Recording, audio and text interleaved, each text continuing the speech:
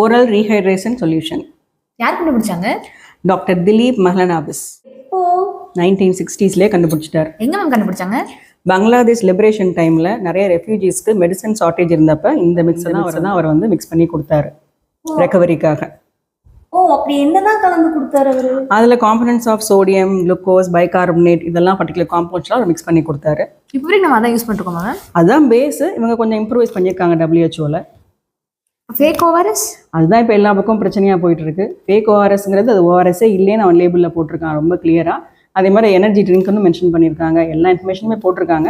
அவங்க பண்ண ஒரு முக்கியமான ட்ரிக் என்ன அப்படின்னா, பிஸ்னஸ் இதில் அவங்க அந்த டேக்லைனில் ORSL அப்படின்னு கொடுத்துட்டாங்க. ஸோ மக்களுக்கு அவேர்னஸ் இல்லாததுனால அதை ORS நினச்சி முடியாதவங்க அதை கன்சியூம் பண்ண ஆரம்பிச்சிட்டாங்க. அப்போ எப்படி டிஃப்ரென்ஷியேட் பண்ணுறது? WHO ஃபார்முலேஷனாங்க அதை செக் பண்ணணும். இது ஒரு ட்ரக்கு, இதுக்கு FSSAI நம்பர்லாம் வராது. ஸோ அது இருந்தது அப்படின்னால எனர்ஜி ட்ரிங்க்குங்க கேட்டகரிக்கு போயிடும். இதை நமக்கு பார்த்து தான் நம்ம கண்டுபிடிக்கும். தெரியாம வாங்கி குடிச்சிட்டோன்னு என்னாகும்? கொஞ்சம் சிரமம் தான். நம்ம எலக்ட்ரோலைட் இம்பேலன்ஸ் ரொம்ப நடக்கும். அது முக்கியமாக குழந்தைங்களுக்கு, முடியாதவங்களுக்கு, வயசானவங்களுக்கு, அதுவும் உடம்பு சரியில்லாதவங்களுக்கு இது ரொம்ப சீக்கிரம் எலக்ட்ரோலைட் இம்பேலன்ஸ் நடக்கிறதுனால கிரிட்டிக்கல் கண்டிஷன் போகிறதுக்கு ரொம்ப வாய்ப்பு அதிகம். ஸோ நம்ம ஹெல்த்தை நம்ம தான் பார்த்துக்கணும். அதனால் இந்த அவேர்னஸ் ரொம்ப முக்கியம் தான் நம்ம இந்த வீடியோவே போடுறோம். ஸோ எல்லாருக்கும் இதை ஷேர் பண்ணுங்கள். உங்களுக்கு ஏதாவது கமெண்ட்ஸ் இருந்தாலும் நீங்கள் கமெண்ட்ஸில் ஆட் பண்ணுங்கள். தேங்க்யூ.